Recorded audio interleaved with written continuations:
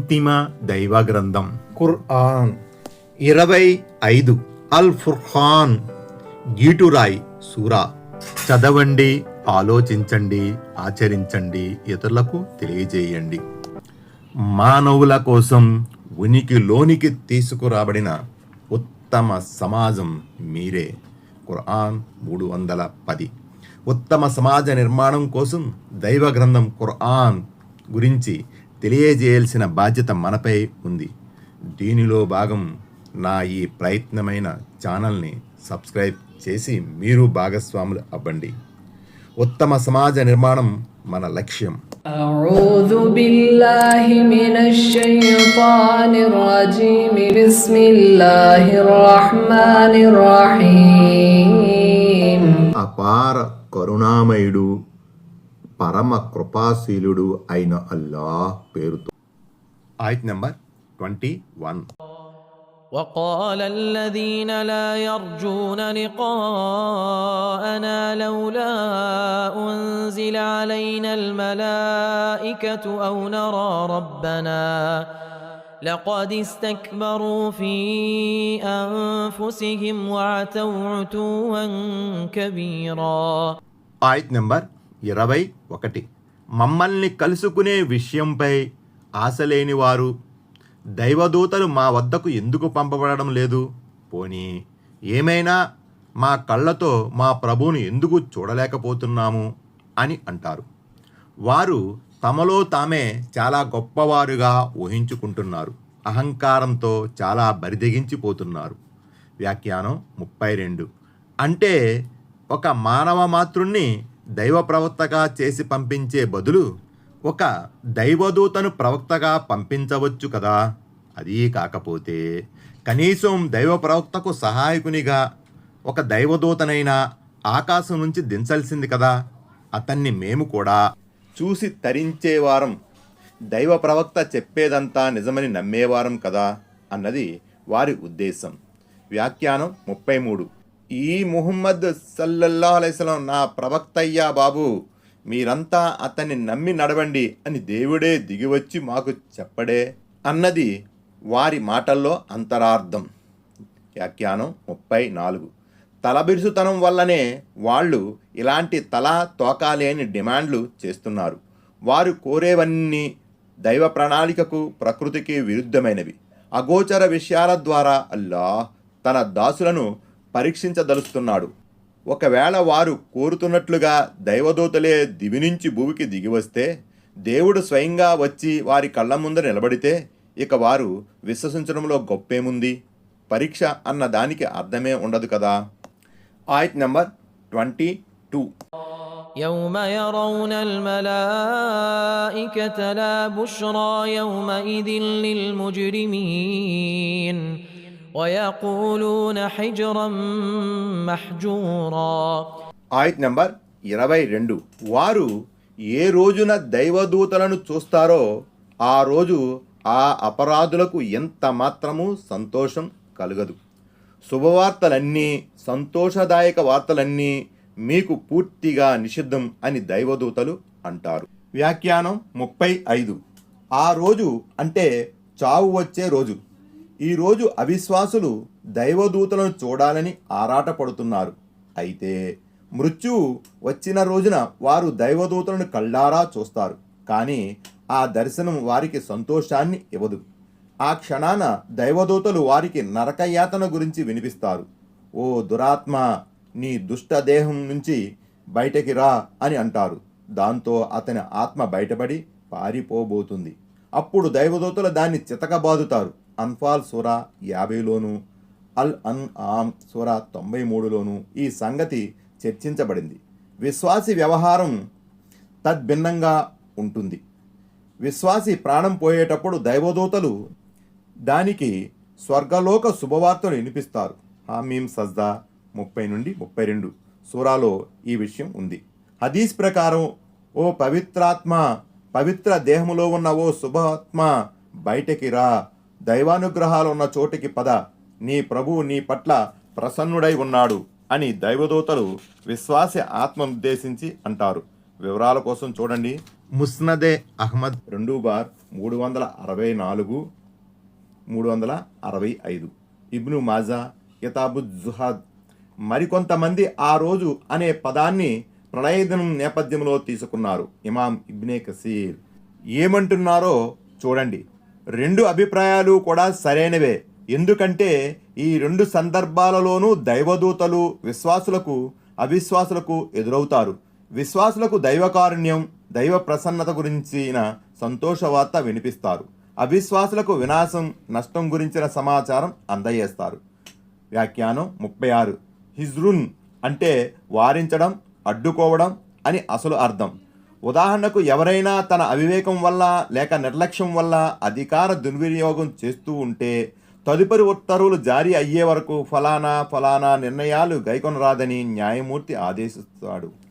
దాన్నే అరబీలో హజరల్ హాజీ అలా ఫులానిన్ అంటారు. అంటే న్యాయమూర్తి ఫలానా అతనికి ఆంక్ష విధించాడని భావం. మక్కా ఖురైషులు కాబాలో విలీనం కాకుండా ఉంచిన హతీం భాగాన్ని కూడా పై భాగంలో హిజ్ర్గా పిలవడం జరిగింది. నిజానికి హతీం లేక హిజ్ర్ కూడా కాబాలో అంతర్భాగమే. అందుకే కాబా గృహ ప్రదక్షిణ చేసేవారు ఆ స్థలం హతీం లోపలి నుంచి రావడాన్ని వారించడం జరిగింది. తవాఫ్ ప్రదక్షిణ చేసే సమయంలో ఆ స్థలం బయట నుంచి ప్రదక్షిణ పూర్తి చేయాలి. లోపలి గుండా చేసే తవాఫ్ నెరవేరదు. అందుకే ఆ స్థలాన్ని ఒక పిట్టగోడ ద్వారా సూచించడం జరిగింది. అలాగే బుద్ధి వివేకాలను కూడా హిజ్రున్గా వ్యవహరిస్తారు. ఎందుకంటే మానవునికి శోభించని విషయాలు బుద్ధి వారిస్తుంది, అడ్డుకుంటుంది. దైవభక్తి పారాయణులకు ఏ శుభవార్త ఇవ్వబడుతున్నదో దానికి మీరు నోచుకోకుండా పోయారు. మీరు అభాగ్యులు. ఈరోజు జన్నతుల్ ఫిర్దౌస్ దాని అనుగ్రహాలు మీ కొరకు నిషేధించబడ్డాయి. కేవలం విశ్వసించిన భక్తిపరులు మాత్రమే ఈ అనుగ్రహాలకు యోగ్యులు అన్నది దైవదూతల పలుకుల్లోని అంతరార్థం. ఆయత్ నంబర్ 23. وقدمنا إلى ما عملوا من عمل فجعلناه هباء منثورا. ఆయత్ నంబర్ 23. వారు ప్రాపంచిక జీవితంలో చేసి ఉన్న కర్మల వైపుకు మేము వచ్చి వాటిని ఎగిరిన దుమ్ము ధూళి వలె చేసేసాం. వ్యాఖ్యానం 37. అరబీ మూలంలో హబా అన్ అనే పదం ఉంది. హబా అన్ అనేది అత్యంత సూక్ష్మమైన రేణువు. ఏదైనా చిన్న రంధ్రంలో నుంచి సూర్యకిరణాలు ప్రసరిస్తున్నప్పుడు ఆ కిరణాల మధ్య ఆ రేణువులు మెరుస్తూ ఉంటాయి. వాటిని పట్టుకోదలిస్తే చేతికి చిక్కవు. అవిశ్వాసుల కర్మలు కూడా తీర్పు దినాన అలాంటి సూక్ష్మాతి సూక్ష్మమైన రేణువుల మాదిరిగా నిరర్ధకం అయిపోతాయి. ఎందుకంటే వారి కర్మలలో ఈమాన్, విశ్వాసం, ఇఖ్లాస్, చిత్తశుద్ధి అనేవి ఉండవు. అవి ఇస్లామీయ షరియత్తుకు అనుగుణంగా కూడా ఉండవు. దైవ సన్నిధిలో సదాచరణలు స్వీకారయోగ్యం కావాలంటే అవి ఈ 2 షరతులకు కట్టుబడి ఉండాలి. అంటే విశ్వాసం, చిత్తశుద్ధితో పాటు మంచి పనులు షరియతుకు అనుగుణంగా ఉండాలి. ఈ ఆయతులో అవిశ్వాసుల ఆచరణలు రేణువులతో పోల్చబడ్డాయి. మరో చోట బూడిదతో, ఇంకో చోట ఎండమావులతో, వేరొక చోట చదునైన నున్నటి రాయితో పోల్చబడ్డాయి. వివరాల కొరకు చూడండి అల్ బకరా 264, ఇబ్రాహీం 118, నూర్ 29. ఆయత్ నంబర్ 24. أصحاب الجنة يومئذ خير مستقرا وأحسن مقيلا. ఆయత్ నంబర్ 24. అయితే ఆ రోజు స్వర్గవాసుల నివాసం చాలా బాగుంటుంది. వారి విశ్రాంతి నిలయం కూడా అత్యుత్తమంగా ఉంటుంది. వ్యాఖ్యానం 38. కొంతమంది ఖురాన్ వ్యాఖ్యాతలు ఈ ఆయతులోని భావాన్ని ఈ విధంగా వివరించారు. విశ్వాసులకు ప్రళయదినం చాలా సులువుగా గడిచిపోతుంది. వారి లెక్క చాలా తేలికపాటిదై ఉంటుంది. మధ్యాహ్న భోజనానంతరం విశ్రాంతి తీసుకునే సమయం వరకు వారి లెక్కలు పూర్తయిపోతాయి. ఆ సమయంలో వారు స్వర్గములో తమ కుటుంబీకులతో, స్వర్గములోని స్త్రీలతో కలిసి విశ్రాంతి తీసుకుంటూ ఉంటారు. హదీసులో ఇలా ఉంది: విశ్వాసి పాలిట ఆ దినం అత్యంత సులువుగా ప్రపంచంలో ఒక ఫర్జ్ నమాజ్ చేసినట్లుగా ఉంటుంది. ముస్నదే అహ్మద్ 4/75. ఆయత్ నంబర్ 25. ويوم تشقق السماء بالغمام ونزل الملائكة تنزيلا. ఆయత్ నంబర్ 25. ఏ రోజున ఆకాశం మేఘాల సమేతంగా బ్రద్దలైపోతుందో మరి దైవదూతలు వరుసగా దింపబడతారో. వ్యాఖ్యానం 39. ఆకాశం బ్రద్దలైపోయిన పిమ్మట పైనుంచి మేఘం నీడలా ఉంటుంది. అల్లాహ్ తన దూతల సమేతంగా మార్ష్ మైదానంలో తేజరిల్లుతాడు. సమస్త ప్రాణులు అక్కడ సమీకరించబడతాయి. అల్ బక్రా 210వ ఆయతులో మరికొన్ని వివరాలున్నాయి. ఆయత్ నంబర్ 26, 27. الملك يومئذ الحق للرحمن وكان يوما على الكافرين عسيرا. ఆయత్ నంబర్ 26. ఆ రోజు అసలు సిసలు అధికారం కరుణామైనదై ఉంటుంది. ఆ రోజు అవిశ్వాసుల పాలిట గడ్డు రోజై ఉంటుంది.